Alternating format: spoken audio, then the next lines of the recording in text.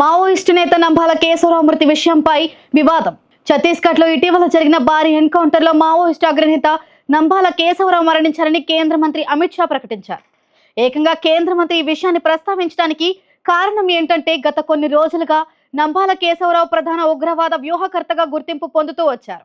అయితే నంబాల కేశవరావు మరణానికి సంబంధించిన ఫోటోలు కూడా బయటకు విడుదల చేశారు. అయితే ఆంధ్రప్రదేశ్ పౌర హక్కుల సంఘం ఈ వార్తలను ఖండించింది.